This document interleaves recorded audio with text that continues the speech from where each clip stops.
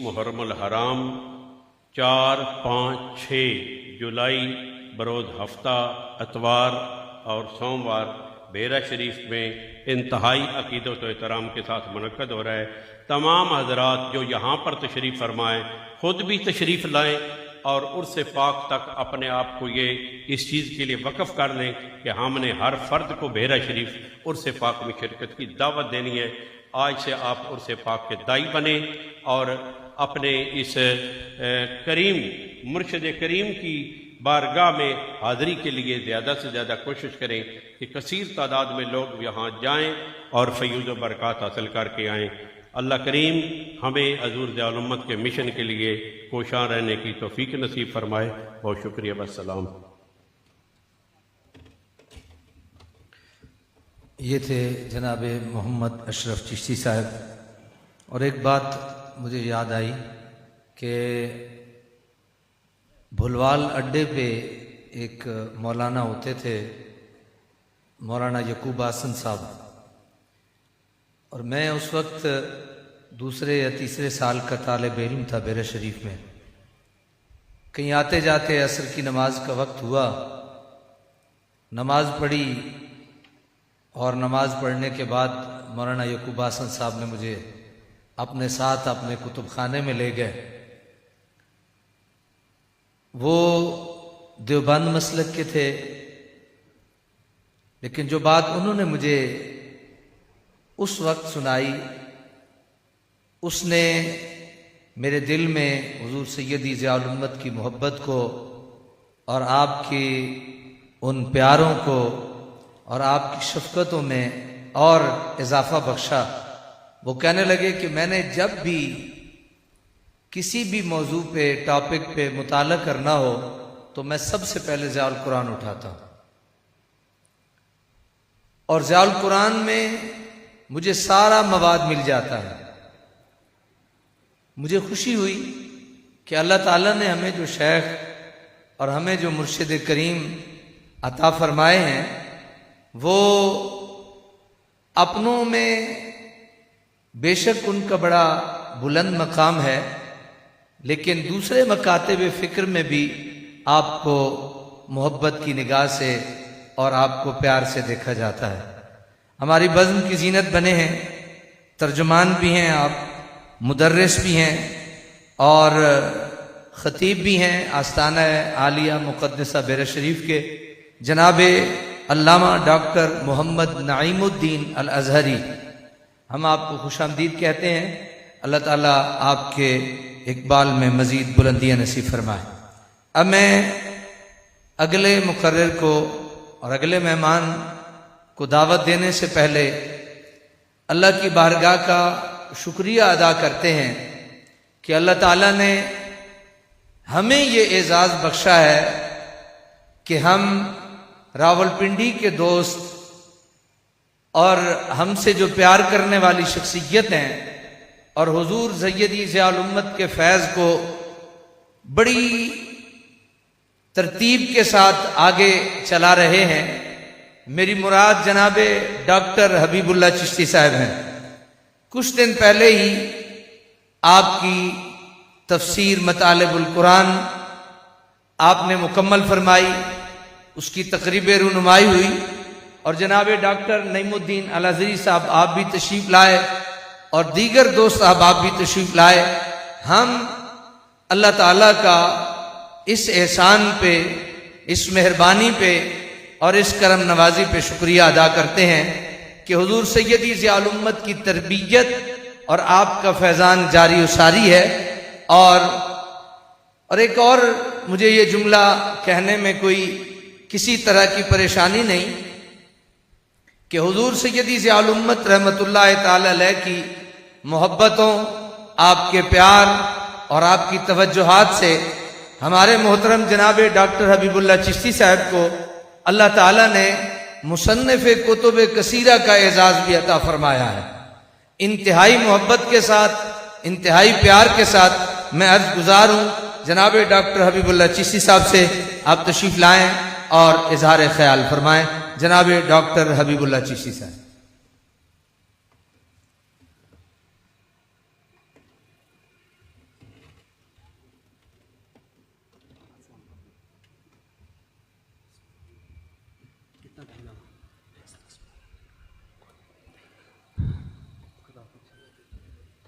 نحمده ونصلي ونسلم على رسوله الكريم اما بعد فاعوذ بالله من الشیطان الرجیم بسم اللہ الرحمن الرحیم ومن احسن قولا ممن دعا الى اللہ وعمل صالحا صدق اللہ مولانا العظیم۔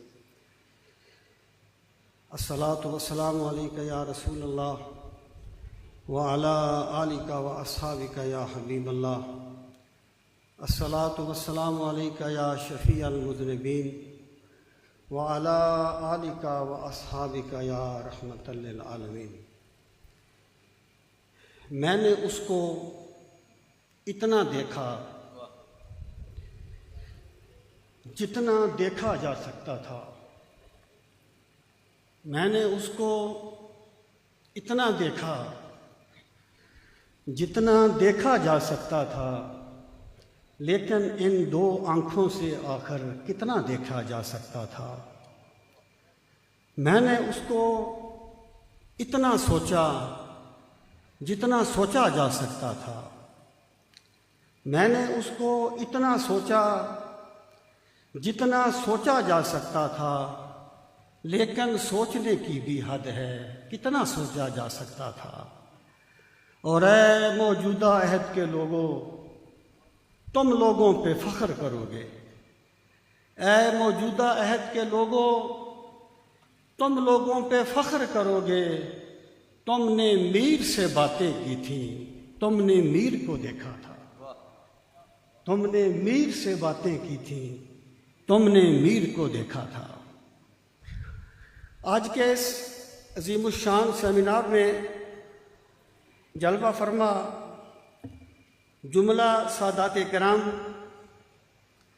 مہمانان گرامی، سٹیج پہ جلوہ فرما مقتدر شخصیات اور تمام سامعین و ناظرین،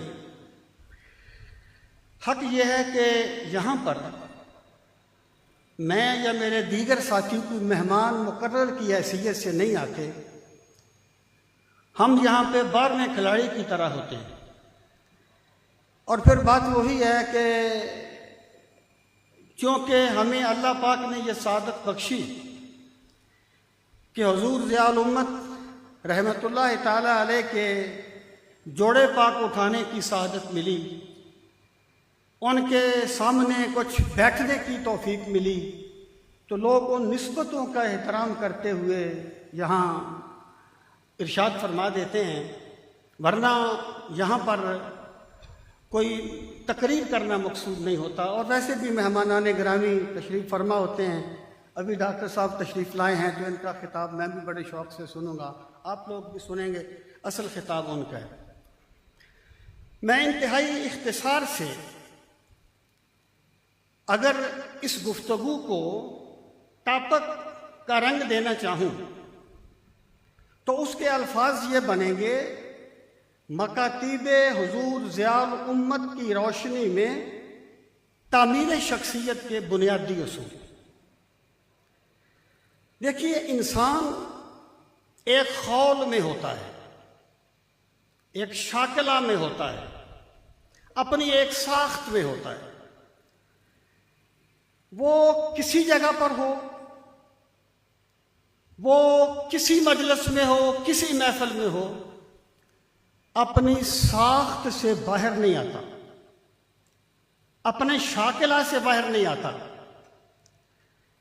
گفتگو کسی سے ہو، تیرا خیال رہتا ہے، ٹوٹ جاتا ہے سلسلہ تکلم کا۔ ایک سیاستدان ہے، وہ اگر کسی جنازے پر جائے گا اپنی سیاست نہیں بھولے گا، اور اسے بھولنی بھی نہیں چاہیے۔ اگر وہ کسی شادی میں جائے گا اپنی سیاست نہیں بھولے گا۔ اور جو میرے مولا کی بارگاہ کا داعی ہوتا ہے نا، وہ صرف منبر پر داعی نہیں ہوتا، وہ جس رنگ میں بھی ہو دعوت اس سے اس طرح چھلکتی ہے جس طریقے سے چاند سے چاندنی کی کرنیں چھلکتی ہیں۔ حضرت ضیاء الامت رحمۃ اللہ تعالی علیہ کی شخصیت کو اگر میں ایک لفظ میں بیان کرنا چاہوں تو وہ لفظ یہ تھا، وہ داعی حق تھے۔ ان کے تمام تعلقات، ان کی تمام کاوشیں، ان کی تمام جد و جہد، سب کا رخ ایک تھا کہ انسانیت کا تعلق رب کریم سے بھی جڑ جائے اور سرکار مدینہ سے بھی جڑ جائے۔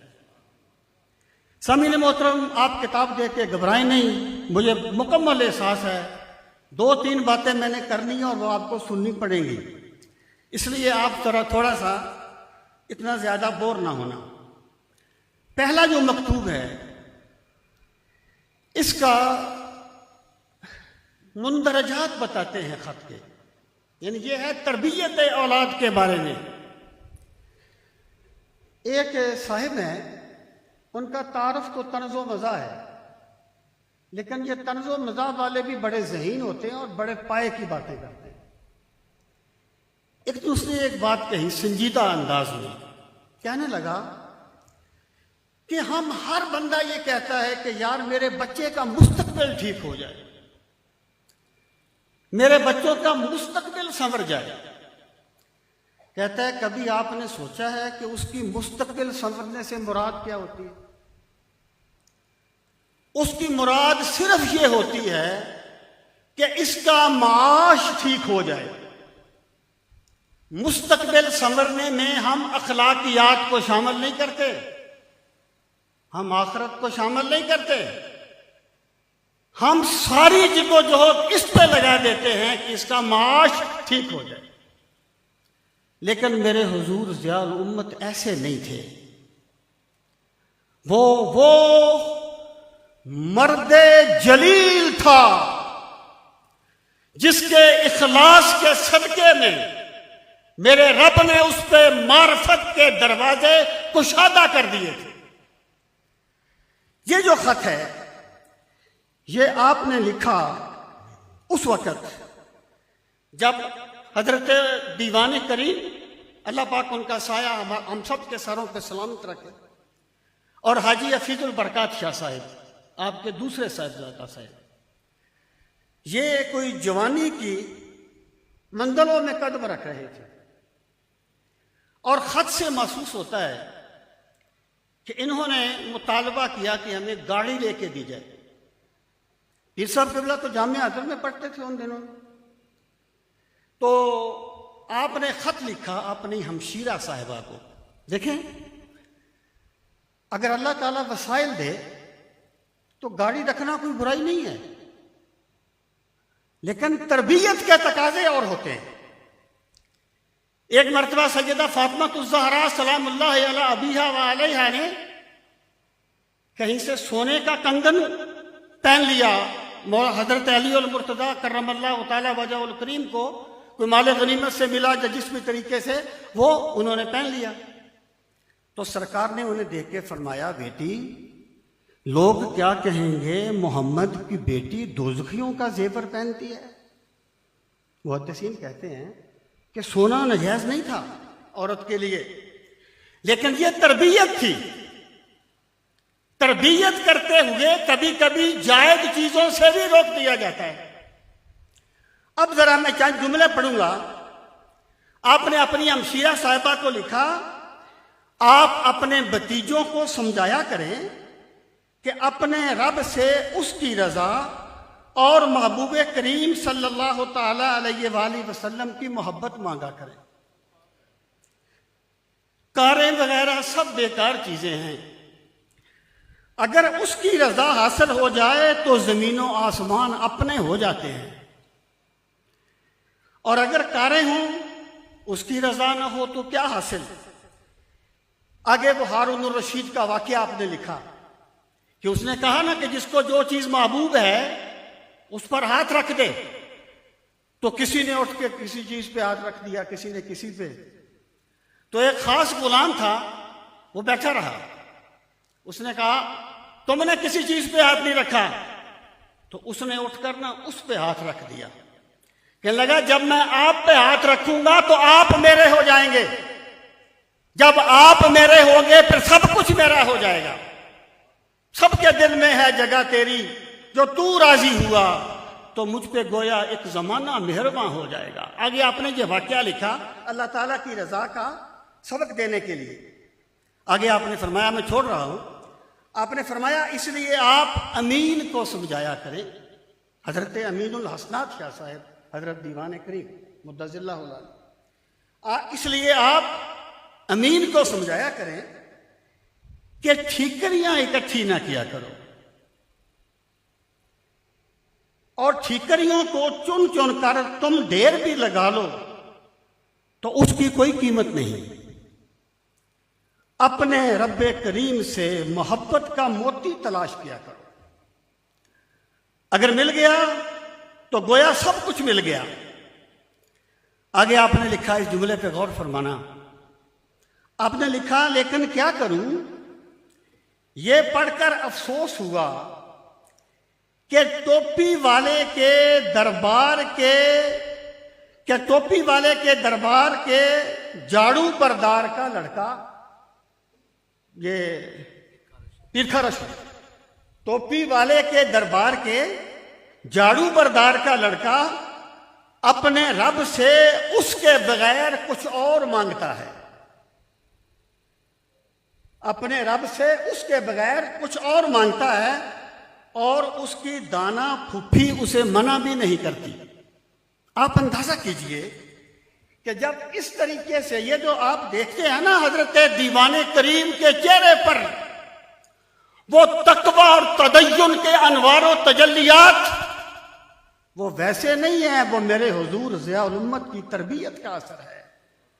اتنا کہاں بہار میں رنگینیوں کا جوش، شامل کسی کا خون تمنا ضرور تھا. ایک اور خط سنیے، یہ آپ نے لکھا تھا انجمن تعلیم المسلمین غوثیہ سیالکوٹ کے لوگوں کو، اور یہ جو ہمارے لوگ ہیں ہماری کیٹیگری کے، ان کے لیے بہت ضروری ہے. آپ نے فرمایا صدر، نائب صدر وغیرہ عہدوں کے گرداب میں پھنس کر ہماری ملت کے کئی سفینے ڈوب چکے ہیں. یعنی جب بندے نے کام کرنا ہے نا، عہدے کے لیے نہ کرے، رب کی رضا کے لیے کرے. جس نے عہدے کے لیے کام کیا کہ عہدہ مل گیا تو ٹھیک ہے، نہ ملا تو کوئی توجہ نہیں. اس کا مطلب یہ ہے کہ تم پھر عہدوں کی عبادت کرتے ہو، تمہیں رب کی رضا مطلوب نہیں ہے. آپ نے فرمایا صدر، نائب صدر وغیرہ عہدوں کے گرداب میں پھنس کر ہماری ملت کے کئی سفینے ڈوب چکے ہیں. خدا کے لیے آپ اس گرداب سے اپنی کشتی کو بچانا، اس چکر میں نہ پھنسنا. اللہ تعالیٰ اور اس کے رسول پاک صلی اللہ علیہ وسلم کی رضا کے بغیر کسی چیز کی خواہش کو دل میں جگہ نہ دینا. دین کی خدمت کے جذبے سے سرشار ہو کر اپنی منزل مراد کی طرف قدم بڑھاتے چلے جانا. اگر آپ نے اپنے مخلص خادم کی، اور آپ یقین جانیے حضرت ضیاء الامت میں تکلف نام کی کوئی چیز نہیں تھی. وہ رب کا بندہ پاؤں سے لے کر سر کی چوٹی تک اخلاص کا پیکر تھا. یہ فن ختم ہو جاتے ہیں، یہ جملوں کی تند و تیزیاں ختم ہو جاتی ہیں، لیکن دل سے جو بات نکلتی ہے اثر رکھتی ہے. پر نہیں طاقت پرواز مگر رکھتی ہے. یہ جو دنیا میں میرے ضیاء الامت کا ذکر پھیر رہا ہے، واللہ یہ حضرت ضیاء الامت کے اخلاص کا نتیجہ ہے. اس بندے میں تکلف نام کی کوئی چیز نہیں تھی. آپ نے فرمایا اگر آپ نے اپنے مخلص خادم کی ان گزارشات کو غور سے سنا اور دل سے قبول کیا تو یقیناً اللہ تعالیٰ کی تائید اور نصرت تمہارے شامل حال ہوگی، اور شیطان کی کوئی سازش آپ کو ناکام نہیں بنا سکے گی. اللہ تعالیٰ کا ارشاد ہے والذین جاہدوا فینا لنہدینہم سبلنا وان اللہ لمع المحسنین. آگے اس کا ترجمہ ہے، آخر میں آپ نے لکھا، اور یہ ہم سب کے لیے ہے جو حضرت ضیاء الامت کے نام پہ اس دنیا میں چل رہے ہیں. آپ نے فرمایا اللہ تعالیٰ کی رضا ہی ہماری منزل ہو اور اس کی تائید و نصرت ہی ہمارا زاد راہ ہو، اور اس کے محبوب کریم صلی اللہ علیہ وسلم کی نظر کرم اگر ہماری اور رسول کریم علیہ الصلوۃ والسلام کی نظر کرم ہماری دستگیری فرماتی رہے، آمین یا رب العالمین والسلام۔ آپ کا ادنا خادم محمد کرم شاہ۔ ایک مکتوب اور چھوٹا سا، گھبرانا نہیں ہے آپ نے، یہ بہت ضروری ہے آج کل کے حالات میں۔ وہ کسی نے کہا تھا نا کہ قافلے برباد ہو کر رہ گئے تو کیا ہوا؟ قافلے برباد ہو کر رہ گئے تو کیا ہوا؟ مطمئن ہے قافلہ سالار اپنے کام سے، اور وہ مطمئن کہ سب کی زبان کاٹ دی گئی، ایسی خاموشیوں سے مگر ڈر لگے مجھے۔ حضرت ضیاء الامت اس سوچ کو پھیلانے والے نہیں تھے۔ ہوا یہ کہ کسی صاحب نے، نصیر الدین صاحب ان کا نام لکھا ہے، آپ کو خط لکھا کہ آپ نے قرآن مجید کا جو ترجمہ کیا ہے نا، فلاں جملے کے ترجمے پر میرے کچھ تحفظات ہیں۔ اب علماء بیٹھے ہیں، میں عبارت پڑھ دیتا ہوں، مختصر 1-2 منٹ لگیں گے۔ اب آپ اس کو جواب دے رہے ہیں، اور 2 باتوں کی طرف میں آپ کی توجہ دلاؤں گا۔ پہلے آپ نے فرمایا وہ ہے نا وَمَن يَتَبَدَّلِ الْكُفْرَ بِالْإِيمَانِ، اس آیت کے تناظر میں ہے جناب۔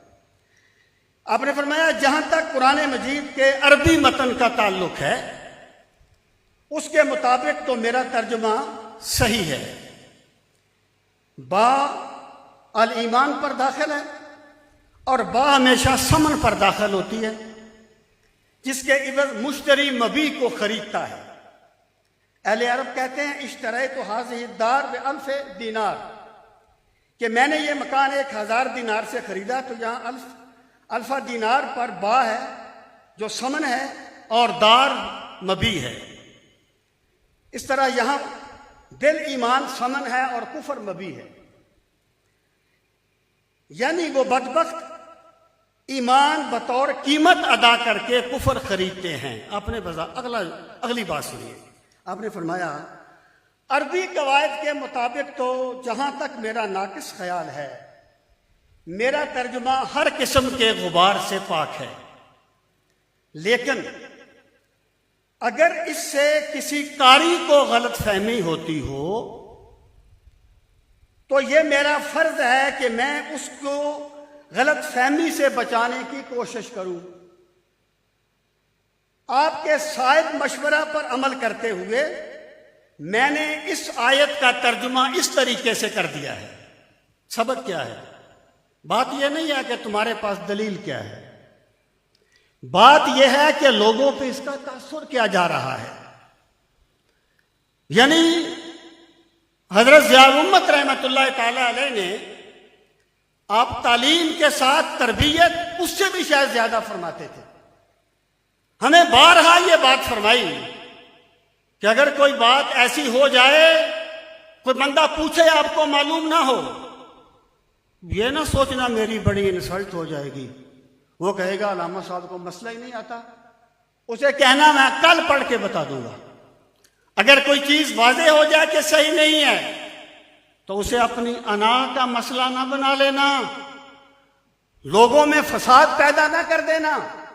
تو حضرت ضیاء الامت کی فکر یہ ہے کہ گراؤنڈ ریالٹیز کو کبھی اگنور نہ کیا جائے۔ اور میں کہا کرتا ہوں بندہ حقیقتوں سے صرف نظر کر لے نا، شاید گزارا چل جائے، لیکن زمینی حقیقتوں سے صرف نظر کرو گے تو گزارا نہیں چلے گا۔ اللہ تعالی ہمیں حضرت ضیاء الامت کے مشن کی تکمیل کی سعادت نصیب فرمائے۔ وما علینا الا البلاغ المبین۔ حضرات گرامی، خوبصورت انداز میں حضور سیدی ضیاء الامت کے اسباق کو دہرا رہے تھے جناب ڈاکٹر حبیب اللہ چشتی صاحب۔ اسی دورانیے میں مجھے حضور سیدی دیوان کریم کا ایک اہم ترین سبق یاد آیا۔ ایک بار جب ہم آپ کی خدمت میں ضیاء الامت سیمینار کی دعوت پیش کرنے کے لیے حاضر ہوئے تو آپ نے کچھ باتیں اور بھی فرمائیں، لیکن ایک بات جو خاص آپ نے ارشاد فرمائی، باقی دوستوں کی کیفیت کیا تھی وہ خود جانتے ہیں، لیکن میری کیفیت اس دن سے آج تک عجیب تر ہے۔ آپ فرمانے لگے کہ پہلے تو آپ نے یہ ارشاد فرمایا کہ ہو سکے تو دین کی خدمت کے ساتھ ساتھ آپ کا اپنا کوئی روزگار ہونا چاہیے، تاکہ آپ کسی بھی حوالے سے دین کی